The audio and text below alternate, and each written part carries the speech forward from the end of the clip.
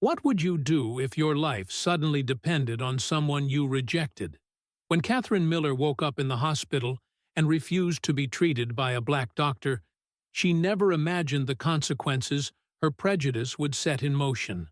A story that will challenge everything you thought you knew about judgment, forgiveness, and the invisible threads that connect us all.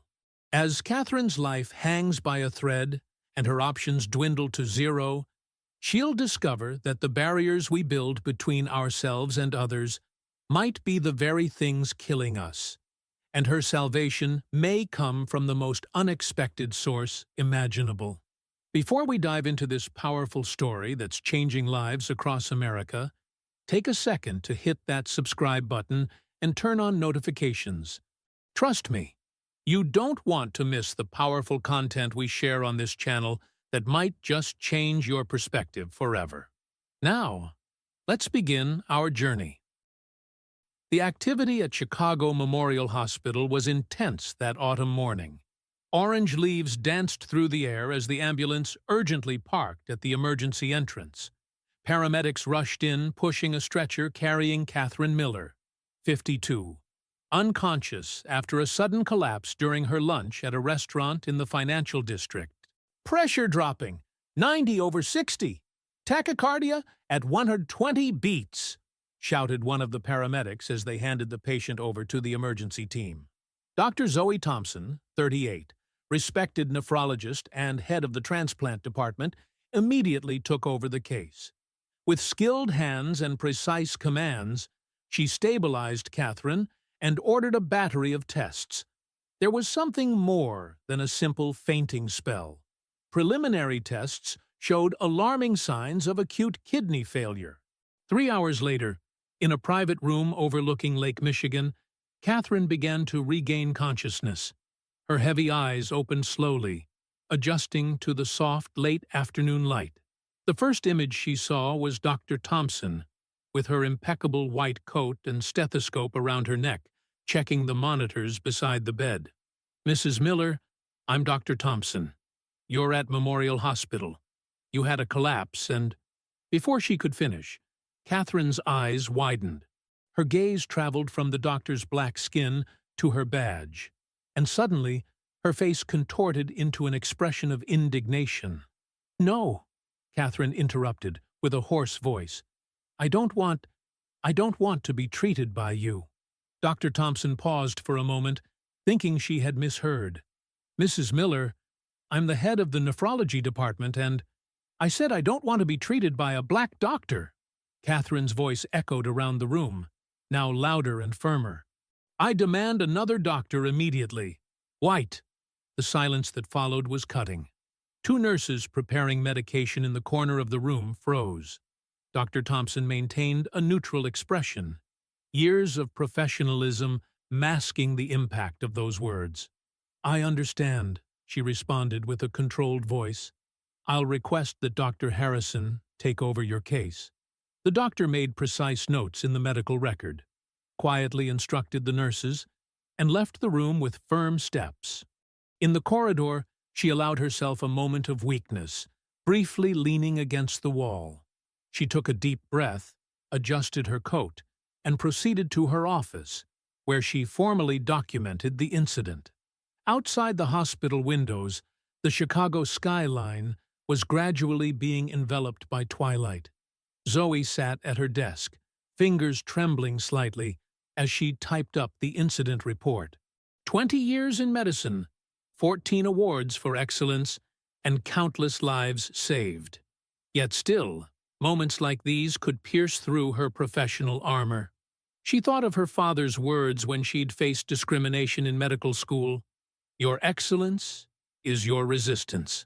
She finished the report, signed it with her credentials, and closed her eyes for just a moment before her pager beeped with another emergency. The next day, Catherine received a visit from the hospital's administrative director, Dr. Maxwell, a middle-aged man with a grave expression. "Mrs. Miller, I need to inform you that your behavior toward Dr. Thompson has been recorded as discriminatory. When you're discharged, you'll face administrative and possibly legal proceedings." "Proceedings?" Catherine responded indignantly. For exercising my right to choose my doctor?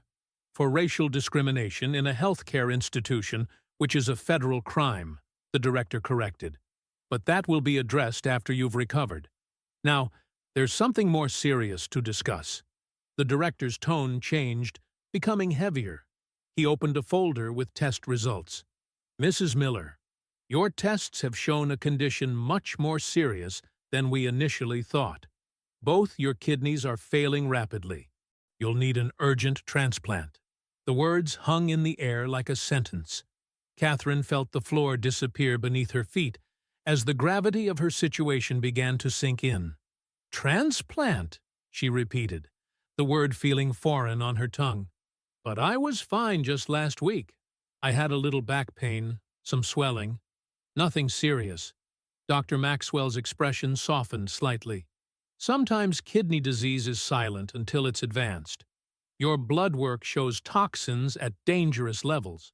Without functioning kidneys, these toxins will continue to build up. We're admitting you immediately for dialysis while we search for a donor. Catherine stared out the window, watching a flock of birds fly south. Just yesterday, she had been Catherine Miller, Senior VP at Lambert Financial, with dinner reservations at Gibson's and tickets to the symphony. Today, she was just another patient. Her life suddenly measured in lab values and treatment schedules. And somewhere in another part of this very building was the doctor she had insulted, the specialist who might have been her best hope. 2 weeks passed. Catherine remained in the hospital, now confined to daily dialysis sessions, while her name was added to the transplant waiting list.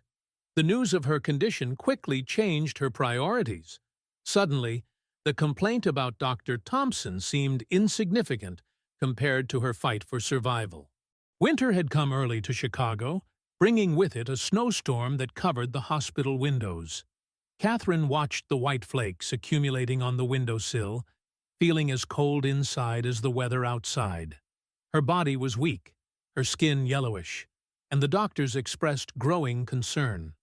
Mrs. Miller, we need to be realistic, explained Dr. Harrison, a gray-haired man who had taken over her case. Your blood type is rare, and there's a considerable waiting list. Without a compatible living donor, your chances are limited. The reality of the situation finally hit Catherine like a high-speed train. Her ex-husband had been contacted but wasn't compatible. Her only son lived in Europe, and even if compatible, it would take days for him to arrive, time she possibly didn't have. What about my colleagues, my friends? Catherine asked, desperation creeping into her voice. In the 2 weeks she'd been hospitalized, only 3 people from her office had visited, staying briefly before making awkward excuses to leave. Her administrative assistant had sent flowers with a card signed by the Lambert Financial Team. We can test anyone willing to donate, Dr. Harrison replied gently. But it's a big ask. Living donation isn't simple. It's major surgery with its own risks. That night, alone in her room, Catherine cried for the first time since her hospitalization. Not for the physical pain, but for the emptiness she felt, for the choices she had made, for the person she had become. The realization struck her with devastating clarity. She had spent decades climbing the corporate ladder, accumulating wealth and status, but had failed to nurture the relationships that might now save her life. She thumbed through her phone contacts, hundreds of names, but how many would actually answer her call? How many would be willing to undergo surgery for her?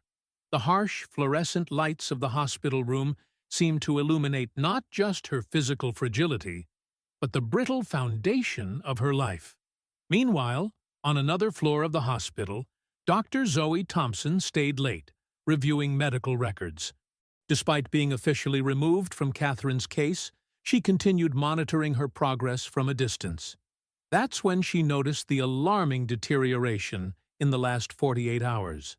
She won't last another week at this rate, she commented to Dr. Harrison during an informal consultation in the hallway. We're out of options, Zoe, he replied, rubbing his tired eyes. The organ bank has nothing compatible, and there are no living donors available. Something stirred inside Zoe, a restlessness she couldn't explain. "What's her blood type?" she asked. "B negative, with a complicated antibody profile." Zoe was silent for a moment. She was also B negative, a rare coincidence. Less than 2% of the American population had this blood type. That night, Zoe couldn't sleep. She paced her apartment, a glass of untouched wine on the counter, jazz playing softly in the background. Through the window, Chicago's lights twinkled against the night sky as snowflakes continued to fall. She thought about Catherine Miller, not the woman who had rejected her, but the patient whose life was slipping away. She thought about her own journey, the scholarship student from Southside Chicago, the endless nights studying while her peers partied, the professors who had doubted her, the patients who had questioned her abilities before she even spoke a word. She had fought so hard to be seen beyond her skin color, and yet here she was, considering giving a piece of herself to someone who had seen nothing but that skin color. The irony wasn't lost on her. She picked up a framed photo of her late grandmother, a woman who had cleaned hospital floors for 30 years while dreaming that someday her granddaughter might walk those same halls in a white coat. "What would you do, Grandma?" she whispered to the photograph. The next morning, she discreetly requested a compatibility test. The result came in 24 hours. Almost perfect compatibility. "Are you crazy?" questioned her best friend and colleague, Dr. Rivera, when Zoe revealed her intention to donate a kidney to Catherine. "After what she did to you? I'm not doing it for her," Zoe replied with determination. "I'm doing it for the doctor I swore to be." "But why you?" Dr. Rivera pressed, setting down her coffee cup forcefully in the hospital cafeteria. "There are hundreds of patients who need kidneys. Good people, deserving people. Why her?" Zoe considered the question. Outside, the snow had stopped, and weak winter sunlight was attempting to break through the clouds. "Because I'm in a position to help, and she's not going to make it otherwise. And maybe," she paused, "maybe this is bigger than just her or me." Later that afternoon, Zoe sat with the hospital's transplant psychologist for her donor evaluation, a standard procedure for all living donors. "You understand this is voluntary? You can change your mind at any point," the psychologist reminded her. "I know," Zoe nodded, watching a cardinal land on a snow-covered branch outside the window, a flash of brilliant red against pristine white. "But I won't." If you're feeling moved by this story so far, don't wait to subscribe to our channel. Click that button now and join our community of viewers who appreciate powerful, life-changing narratives. The most emotional part of this story is coming next. You won't want to miss it. Hit subscribe, then let's continue with Catherine and Dr. Thompson's extraordinary journey. The surgery was scheduled for the following day, without Catherine knowing the donor's identity. She was only told that a compatible living donor had appeared, a miracle she attributed to divine intervention. In the surgical center, Dr. Thompson and Catherine were prepared in different rooms. Zoe had taken precautions to keep her identity confidential until after the procedure, requesting absolute discretion from the surgical team. The operation lasted 6 hours. First, they removed one of Zoe's healthy kidneys. Then, they implanted it into Catherine's weakened body. 2 lives intertwined by a vital organ, separated by a prejudice that now dissolved in the blood they shared. As Zoe was wheeled into surgery, she felt an unexpected calm. Dr. Patel, the transplant surgeon who would be removing her kidney, walked alongside the gurney. "Still sure about this, Zoe?" he asked quietly, away from the ears of the other staff. She nodded. "More sure than I've been about anything in a long time." Yee. As the anesthesia began to take effect, her last conscious thought was of the strange journey that had brought her to this moment, giving a literal piece of herself to someone who had rejected her whole. In the adjacent operating room, Catherine drifted off under anesthesia, unaware that the life-saving organ about to be implanted in her body came from the very doctor she had spurned. The surgical teams worked with practiced precision, a choreographed dance of scalpels, clamps, and sutures. When Zoe's kidney was finally delivered to Catherine's operating room, Dr. Patel handled it with reverence. This was not just an organ, but a profound gesture of humanity that few would have the courage to make. When Catherine awoke from the anesthesia, she felt different.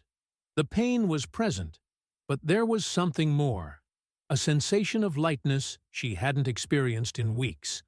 Her tests showed the new kidney was already functioning perfectly. "Did it work?" she asked Dr. Harrison, who was monitoring her recovery. "Perfectly," he confirmed. "The kidney is functioning better than we expected." Catherine smiled for the first time in weeks. "I need to thank the donor." "Who was it? A relative of another patient?" Dr. Harrison hesitated, his eyes betraying an internal conflict. "The donor requested anonymity for now. She's recovering well, however." In the days that followed, Catherine grew stronger. Color returned to her face, and energy gradually returned to her body. Increasingly, she thought about the mysterious donor who had saved her life. She started keeping a journal, writing letters to this unknown person, trying to put into words the gratitude that overwhelmed her. "How do you thank someone for giving you back your life?" she wrote one evening, as the hospital sounds quieted for the night. "What gift could possibly balance that scale?" In her room, she found small gifts left by the nursing staff. Books, music, words of encouragement, but nothing from the anonymous donor. Until the morning of the 5th day. Catherine was sitting in the armchair by the window when Dr. Maxwell, the hospital director, entered the room accompanied by Dr. Harrison. Both had solemn expressions. "Mrs. Miller, how are you feeling today?" asked the director. "Better than I ever thought I'd be again," she answered sincerely. "I was just watching the sunrise. I never realized how beautiful it is over the lake." "Great," he nodded. "There's something important we need to discuss. About your donor." Catherine straightened in the armchair, anxious. She had imagined this moment, finally learning the identity of her savior, planning how she would express her boundless gratitude. "Do they want to meet me? Can I see them now?" The doctors exchanged glances, a silent communication passing between them. Dr. Maxwell adjusted his glasses and cleared his throat. "Actually," began Dr. Harrison, carefully choosing his words, "your donor already knows you." He paused, allowing Catherine to process the information. "The kidney that saved your life was donated by Dr. Zoe Thompson." The silence that followed was deafening. Catherine was paralyzed, her mind trying to process the information. The black doctor she had rejected with such contempt had given her part of herself, a gift of life. This can't be true," she finally whispered, tears beginning to form in her eyes. "It's true," confirmed the director. "She discovered your compatibility and volunteered. She insisted it be kept secret until you were strong enough to receive the news." Catherine covered her face with her hands, sobs escaping against her will. Years of carefully cultivated prejudices crumbled in the face of this incomprehensible act of compassion. The walls she had built around herself, the judgments she had passed so easily, the arrogance with which she had moved through the world, all of it collapsed under the weight of Dr. Thompson's sacrifice.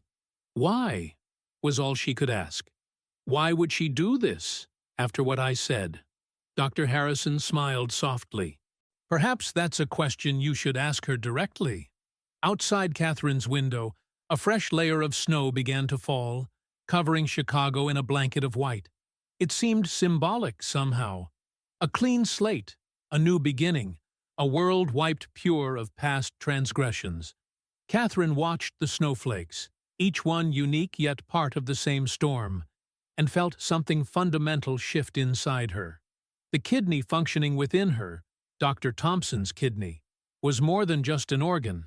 It was redemption she hadn't earned and couldn't possibly deserve. 7 days after the surgery, Dr. Zoe Thompson walked slowly down the hospital corridor. Still feeling pain from the operation, she leaned slightly against the wall. She had been discharged 3 days earlier, but returned daily for consultations and, secretly, to check on Catherine's progress. She had finally decided to answer Catherine's insistent request for a visit. The nurses reported that the patient had cried for hours after discovering her donor's identity and had been begging to see her ever since. Zoe stopped in front of the room door, took a deep breath, and knocked softly. "Come in," came the trembling response. Opening the door, Zoe found Catherine sitting on the bed. The transformation was visible. Color had returned to her face, and the sparkle to her eyes. But something else had changed. The expression of superiority had disappeared, replaced by something Zoe never expected to see: genuine shame. "Dr. Thompson," Catherine began, but her voice failed. "How are you feeling?"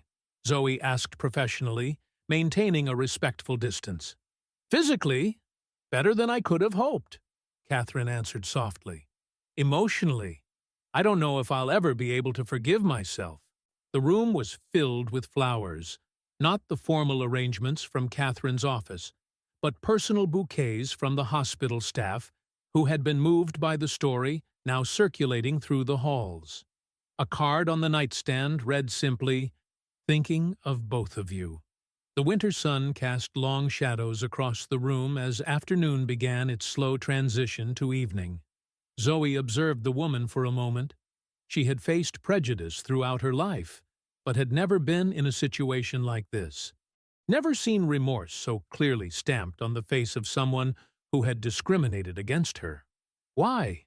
Catherine finally asked, repeating the question she had asked the doctors. "Why did you save me after what I did? You could have simply left me. Many would have done that." Zoe slowly approached, sitting in the chair beside the bed. She winced slightly with the pain of movement. "When I chose to be a doctor," she began, "I took an oath. It didn't say, 'Help only people who treat you well,' or 'Save only those who don't have prejudices.'" She paused. "But it would be hypocritical to say it was just because of the oath. It was also for me." "For you?" Catherine seemed confused. "I've spent my entire life trying to prove my worth to people who judge me by the color of my skin. At some point, I realized it wasn't for them that I needed to prove something, but for myself. This kidney," she pointed to Catherine's abdomen, "is my final statement that I won't allow hate to define who I am." The monitor beside Catherine's bed beeped quietly, measuring the steady rhythm of her heart. Outside, hospital life continued. Physicians making rounds, nurses changing shifts, families receiving both devastating news and miraculous updates. But in this room, time seemed suspended, as two women faced each other across a divide that had once seemed uncrossable. Tears now flowed freely down Catherine's face.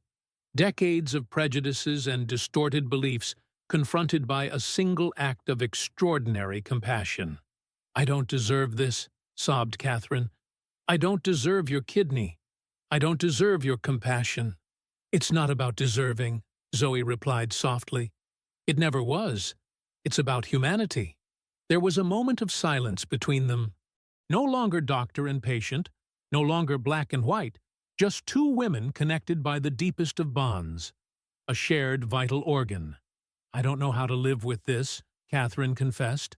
"How do I wake up every day knowing I carry part of someone I treated so badly?" Zoe considered the question for a moment, watching a nurse help an elderly patient walk slowly past the door, each step a small victory. "Maybe start by honoring that kidney. Not to thank me, but to honor the second chance you received." "How?" "That's something only you can discover." Before leaving, Zoe gently placed a hand over Catherine's. "My kidney doesn't come with conditions, Mrs. Miller. I don't expect eternal gratitude or for you to become an anti-racism activist overnight.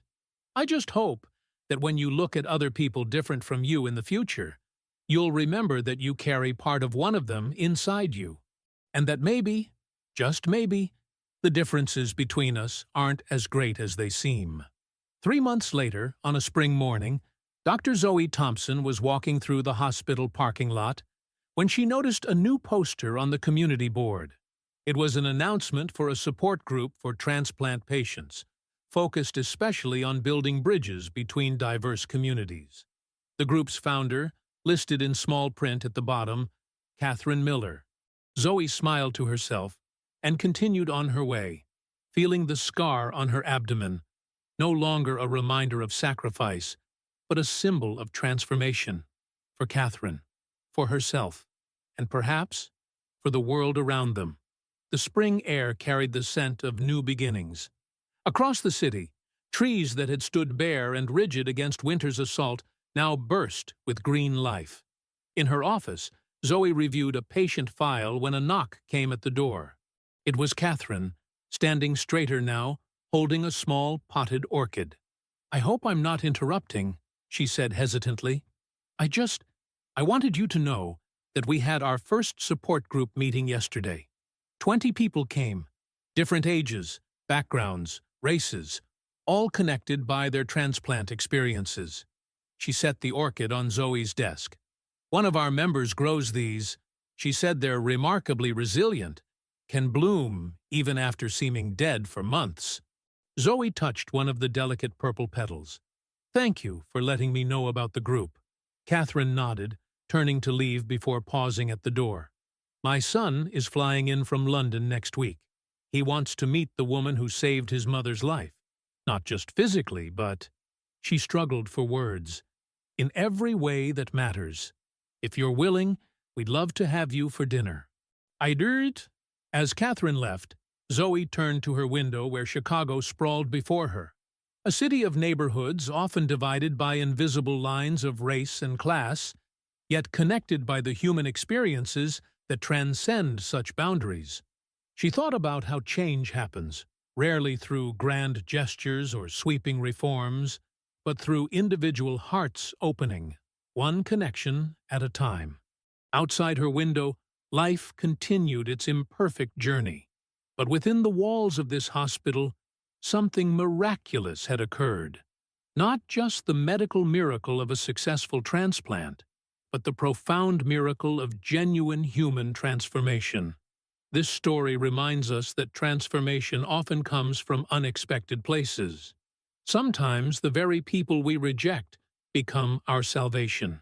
The power of Dr. Thompson's gift wasn't just the kidney itself, but the opportunity for Catherine to see beyond her prejudice and recognize that our shared humanity runs deeper than any surface differences. If this story touched your heart today, please take a moment to subscribe to our channel. Your support allows us to continue sharing these powerful narratives that challenge us to be better humans. Drop a comment below sharing what this story meant to you. Remember, sometimes our greatest growth comes from our most uncomfortable moments. Thank you for watching, and we'll see you in the next video.